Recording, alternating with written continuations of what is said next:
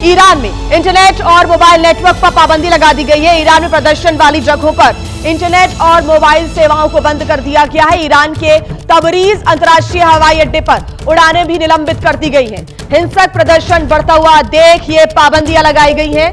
Khamenei के खिलाफ और रजा पहलवी के समर्थन में नारेबाजी लगातार की जा रही है और ईरान के 150 से अधिक शहर ऐसे हैं जो कि इस वक्त आक्रोश की आग में जल रहे हैं। तस्वीरें लगातार ईरान से सामने आ रही हैं। 12 दिन हो चुके हैं। ईरान में पिछले साल 25 दिसंबर से जो एक हड़ताल के साथ ये विरोध प्रदर्शन शुरू हुआ था वो अब हिंसक रूप ले चुका है। कई लोगों की मौत हो चुकी है तो वहीं कई लोगों को गिरफ्तार भी किया गया है। ईरान में इतना ज्यादा प्रदर्शन उग्र होता हुआ क्यों आ रहा है नजर, वो हम आपको दिखा रहे हैं तस्वीरें। रजा पहलवी के समर्थन में सड़कों पर उतरे हैं लोग और सुप्रीम लीडर अली खामनेई के खिलाफ नारेबाजी की जा रही है। उनके खिलाफ यहां पर लोगों में नाराजगी है। हमारे साथ हमारे डिफेंस एडिटर नीरज राजपूत जुड़ गए हैं फोन लाइन पर। नीरज, लगातार ये जो हिंसक प्रदर्शन है वो आगे भी जारी है और लोग जो सड़कों पर उतर रहे हैं उससे ये सीधे तौर पर साफ है कि खामनेई के खिलाफ गुस्सा है, डर नहीं है और रजा पहलवी के समर्थन में नारेबाजी अब हो रही है। तख्ता पलट का पूरा यहाँ पर जो अंदेशा है वो लगाया जा रहा है। नीरज, बिल्कुल, आपने बिल्कुल ठीक कहा। इस वक्त जो है ईरान में जबरदस्त तरीके से इनका प्रदर्शन चल रहे हैं, प्रोटेस्ट चल रहे हैं और ये प्रोटेस्ट जो शुरू हुआ था दरअसल ये जो वहाँ के व्यापारी है उन्होंने शुरू किया था, लेकिन अब धीरे करके अब ये मानकर के करीब ईरान के 111 जगह पर 100 से ज्यादा इलाकों में इसका प्रोटेस्ट चल रहा है। राजधानी तेहरान से लेकर बंदर अब्बास तक के ही लोग जो है सड़कों पर हैं और अपनी सरकार के खिलाफ, शासन के खिलाफ, अयतुल्लाह ख़ुमैनी के खिलाफ, इन सब के खिलाफ जो है वो प्रदर्शन कर रहे हैं। वो मांग कर रहे हैं कि इसका महंगाई क्यों बढ़ रही है, ईरान की सरकार क्यों अपने लिए कार्यक्रम बढ़ा रही है, जबकि वहाँ पर खाने की चीजों की, जरूरी चीजों की ये दिक्कतें हो रही है। इस वक्त जो रियाल की कीमत जो है वो डॉलर के मुकाबले 1 लाख पहुंची गई, यानी कि $1 की कीमत 1 लाख रियाल है। इससे क्या हुआ है कि इन्फ्लेशन 40% तक पहुंच गया है। इसके अलावा हिजाब को लेकर पहले ही युवा जो है महिलाओं का गुस्सा था, उनके डिफेक्ट चल रहे थे। 12वें दिन भी, क्योंकि ये जो सबसे बड़ा विद्रोह है वो इस वक्त ईरान की कई शहरों की सड़कों पर देखने को मिल रहा है। कल रात की ही बात करें तो ईरान में खामनेई के खिलाफ बड़े पैमाने पर विरोध प्रदर्शन हुआ है। खामनेई के खिलाफ ईरान के 150 से ज्यादा शहरों में आंदोलन फैला हुआ है।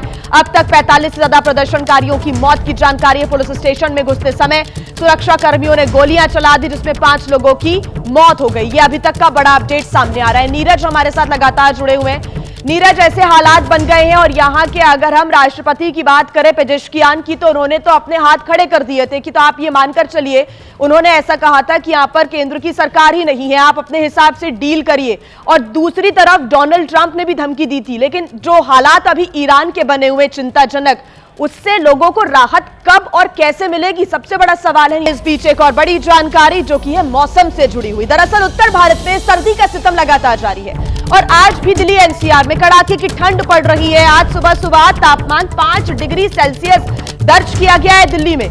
कल दिल्ली में 5.8 डिग्री सेल्सियस तापमान दर्ज किया गया था और अब ये जो तापमान है वो लगातार लुढ़कता जा रहा है। अलग अलग इलाकों की आपको हम तस्वीरें दिखा रहे हैं। दिल्ली में सामान्य से करीब 1 डिग्री गिर गया है पारा। आज सुबह नोएडा में हल्की बारिश भी हुई है जिसकी वजह से तापमान में और गिरावट दर्ज की गई है। उज्जवल हमारे साथ जुड़े हुए हैं ज्यादा जानकारी के साथ। उज्जवल, पूरे उत्तर भारत की अगर हम बात करें तो ठंड का सितम जारी है। दिल्ली एनसीआर में AQI भी लगातार लोगों की परेशानी बढ़ा रहा है। कोहरे की चेतावनी दी गई, यानी कि जो ट्रिपल अटैक है वो इस वक्त उत्तर भारतीयों को झेलना पड़ रहा है। उज्जवल, बिल्कुल, देखिए आपने ठीक कहा है कि उत्तर भारत में जो मौसम का ट्रिपल अटैक है उसकी मार लोगों को झेलनी पड़ रही है। लेकिन अगर देश की राजधानी दिल्ली की बात करेंगे तो यहाँ पर कड़ाके की सर्दी पड़ रही है जिससे लोगों को काफ़ी ज़्यादा दिक्कतों का सामना करना पड़ रहा है। अगर आप कल की भी बात करेंगे तो कल जो है जो दिल्ली का न्यूनतम तापमान था वो तकरीबन 5.8 डिग्री सेल्सियस दर्ज किया गया था, जो सीज़न का तीसरा सबसे ठंडा दिन रहा। लेकिन अगर आज की आप बात करेंगे तो आज मैं एक बार अपने सहयोगी निखिल से कहूँगा ये दिखाएं। ये देखिए मौसम विभाग की जो आधिकारिक वेबसाइट है इंडियन मेट्रोलॉजिकल डिपार्टमेंट रीजनल जो है वो दिल्ली सेंटर की, उसके अनुसार देखिए दिल्ली का आज का नई दिल्ली का 5 डिग्री सेल्सियस जो है वो तापमान दर्ज किया गया है। यानी कल से भी ज़्यादा ठंडा आज का दिन रहा है और इसके पीछे का कारण है दिल्ली में और जो एनसीआर के इलाके हैं वहाँ पर अलग अलग इलाकों में सुबह जो है वो बूंदाबांदी देखने को मिली है, बारिश हुई है। इसकी वजह से जो तापमान है वो नीचे चला गया है।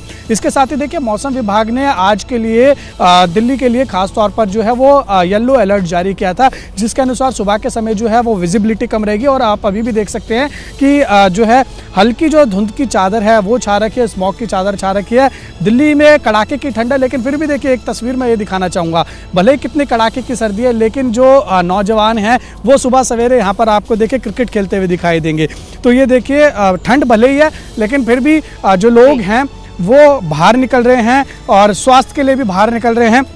लेकिन अपने काम के लिए, अपने रोजमर्रा की जरूरतों के लिए लोगों को बाहर जरूर निकलना पड़ रहा है, लेकिन कुछ मुश्किलों का सामना भी लोगों को करना पड़ रहा है क्योंकि ठंड का सितम उत्तर भारत में जारी है। दिल्ली एनसीआर में भी लोगों को कोहरे और विजिबिलिटी की कमी भी झेलनी पड़ रही है। उज्जवल, बहुत शुक्रिया आपका तमाम जानकारी के लिए। इस बीच एक और बड़ी खबर उत्तर प्रदेश के प्रयागराज से, जहां पर स्कूलों की छुट्टियां बढ़ा दी गई हैं। इस समय सीमा को बढ़ा दिया गया है। कोहरे, शीतलहर और ठंड को देखते हुए ये फैसला लिया गया। प्रयागराज में 12वीं तक के जो सभी स्कूल हैं 10 जनवरी तक अब बंद रहेंगे क्योंकि लगातार ठंड, कोहरे और शीतलहर की वजह से यह फैसला लिया गया है।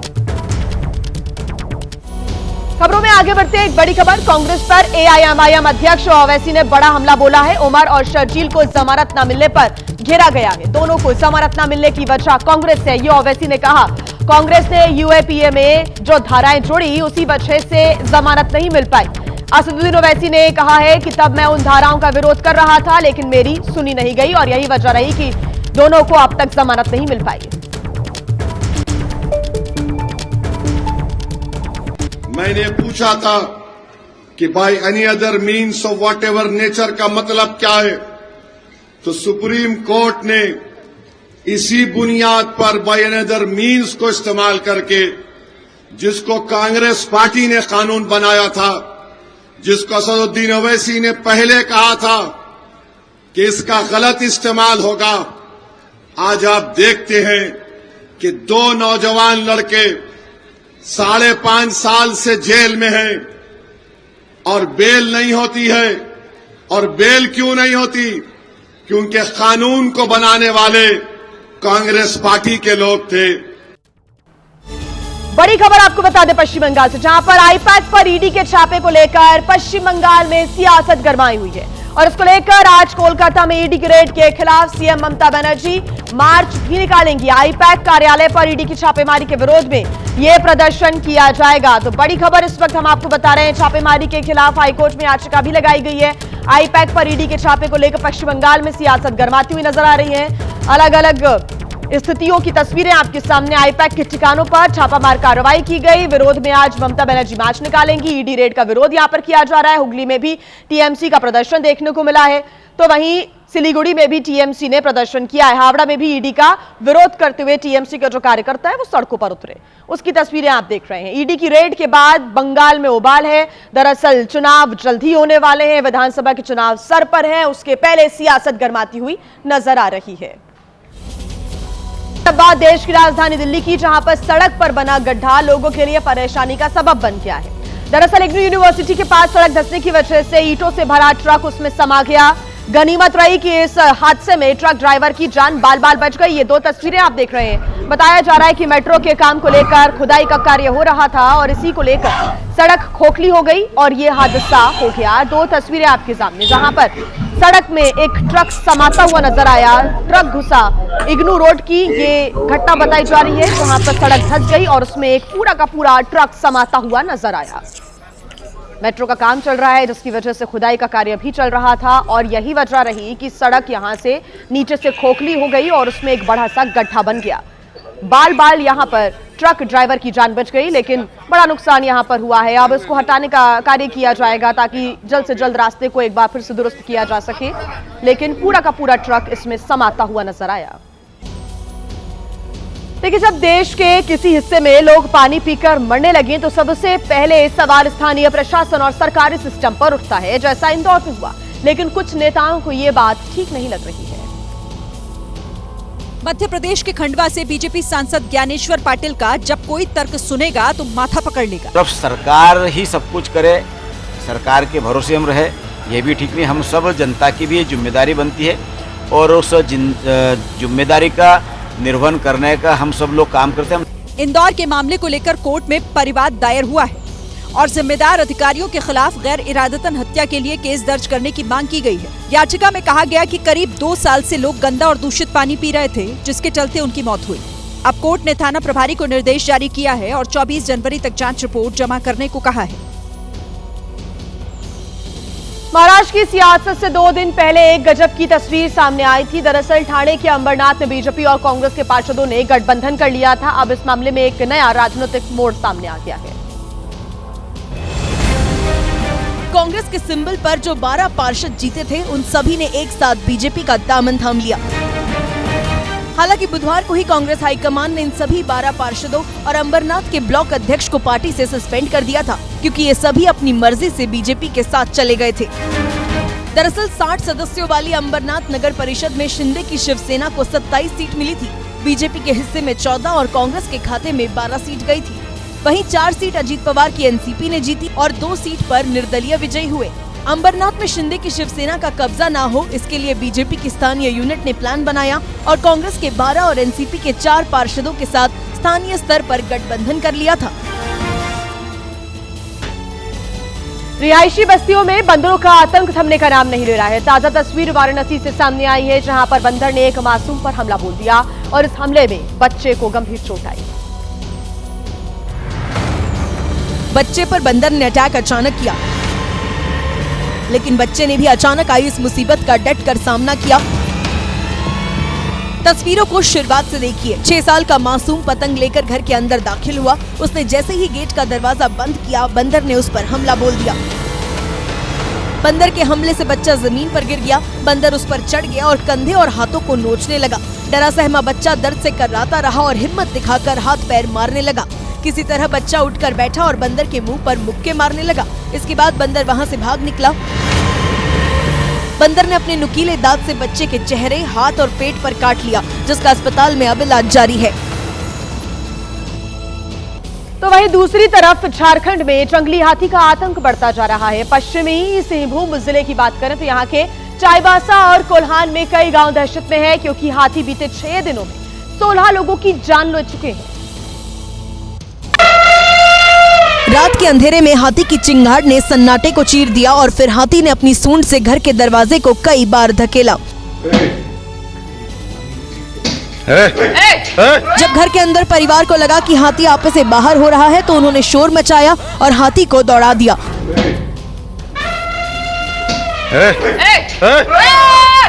तस्वीरें झारखंड के चाईबासा के एक गांव की है, जहां ये जंगली हाथी भाग गया, लेकिन इस हाथी ने इलाके में कोहराम मचाया हुआ है। हाथी अपने झुंड से भटक गया था और गांव-गांव अपने साथियों की तलाश में घूम रहा है, लेकिन वन विभाग उसे पकड़ने में नाकाम है। और बात करेंगे तमिलनाडु के कोयम्बटूर की, जहां पर चोरी का हैरान कर देने वाला मामला सामने आया है। यहां पर एक चोर दुकान में दाखिल होता है, लेकिन काफी छानबीन के बाद जब उसे कुछ मिलता नहीं है तो काउंटर में पड़े चिल्लर वो गिनने लगा और उसकी हरकत सीसीटीवी कैमरा में रिकॉर्ड हो गई। चोर ने काउंटर के हर एक हिस्से को खंगाला, लेकिन उसे कुछ नहीं मिला। ऐसे में उसने काउंटर की दराज में पड़े फुटकर पैसे उठा लिए, पहले जेब में रखे, फिर उन्हें गिनने लगा। इस दौरान चोर को ये ध्यान नहीं रहा कि दुकान में कैमरा लगा है और वो उसकी हर हरकत को रिकॉर्ड कर रहा है। चोर ने पैसे गिनने के बाद उन्हें जेब में रखा और दूसरी ओर छानबीन करने लगा, और जब उसे कुछ नहीं मिला तो वो दुकान में पड़े 2-3 पुराने लैपटॉप लेकर चलता बना। हैरानी की बात तो ये है कि चोरी के लिए चोर ने दुकान का ताला नहीं तोड़ा, बल्कि डुप्लीकेट चाबी से ताला खोला, जिससे पुलिस को शक है कि चोरी करने वाला शख्स दुकान के बारे में सब कुछ जानता था। बात करेंगे उत्तर प्रदेश के मुरादाबाद की, जहां पर एक ऐसी तस्वीर देखने को मिली है जो कि हैरान कर देने वाली है। यहां पर बीच सड़क पर एक आवारा कुत्ते ने जमकर आतंक मचाया और एक मासूम बच्ची को बुरी तरह से काट लिया। कुत्ते ने बच्ची पर अटैक ऐसे बोला मानो उसने हमले का प्लान पहले से बनाकर रखा हो।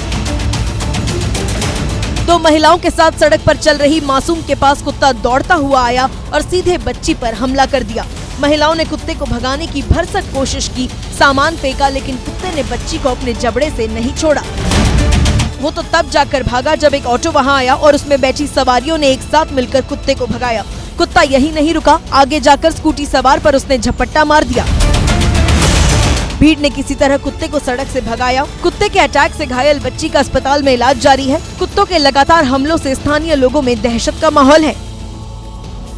वहीं राजस्थान के पाली में अनाज से भरा एक ट्रक हाईवे पर पलट गया और इस हादसे का वीडियो पीछे चल रही कार में बैठे कुछ लोगों ने मोबाइल में रिकॉर्ड कर लिया।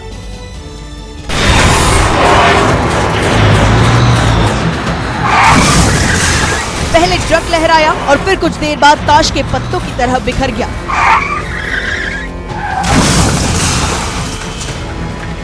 हाईवे पर इस हादसे को जिसने भी देखा उसकी सांसें अटक गई।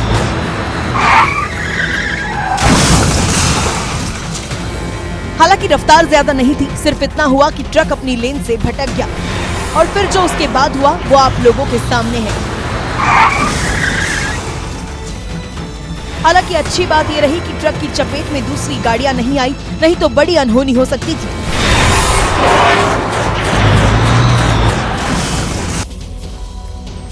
बात करेंगे राजस्थान की, जहां के दौसा शहर में उस समय अफरा तफरी का माहौल बन गया जब एक युवक अचानक बिजली के पोल पर चढ़ गया। पुलिस ने कड़ी मशक्कत के बाद युवक को पोल से नीचे उतारा।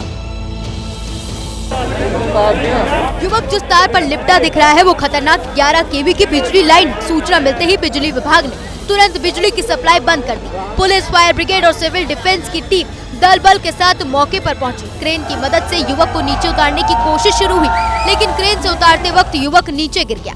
हालांकि वहां सिविल डिफेंस कर्मी सुरक्षा जाल के साथ मुस्तैद खड़े थे, जिस वजह से बड़ा हादसा टल गया। इस दौरान युवक को हल्की चोटें आई, जिसका जिला अस्पताल में इलाज जारी है। युवक उत्तर प्रदेश का रहने वाला है। बताया जा रहा है कि उसका अपने ठेकेदार के साथ पैसे के लेन देन को लेकर विवाद चल रहा था, जिस वजह से उसने एक खतरनाक कदम उठाया। महाराष्ट्र के बदलापुर में लोग उस वक्त सहम गए जब एक केमिकल कंपनी में एक के बाद एक कई ब्लास्ट होने लगे। कंपनी के आसपास के रिहायशी इलाके में हड़कंप मच गया।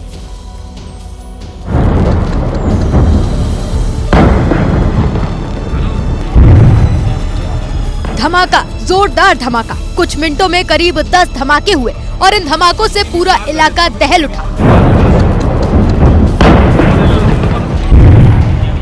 ब्लास्ट की आवाज कई किलोमीटर दूर तक सुनाई दी। धमाके के बाद केमिकल कंपनी में भयंकर आग लग गई।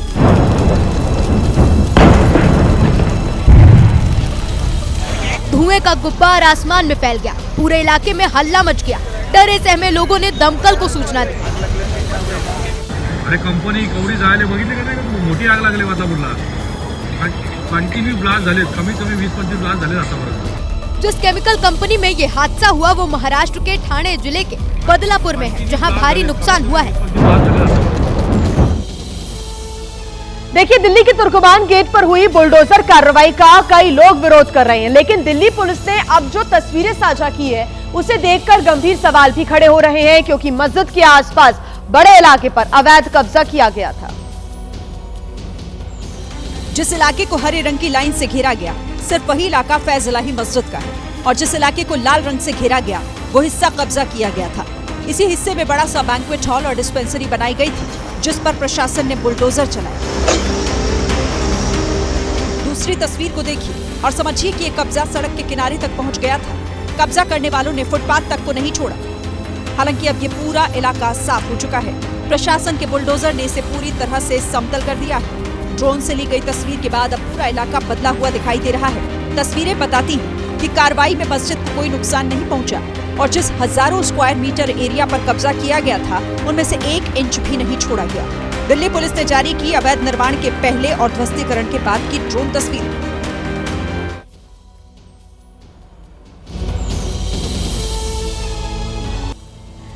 देखिए, इंदौर में गंदा पानी पीने से 18 लोगों की जान जाने के बाद अब ग्रेटर नोएडा में भी गंदा पानी पीने से कई लोग बीमार पड़ गए। वहां सीवर का पानी पीने के पानी के साथ मिल गया था।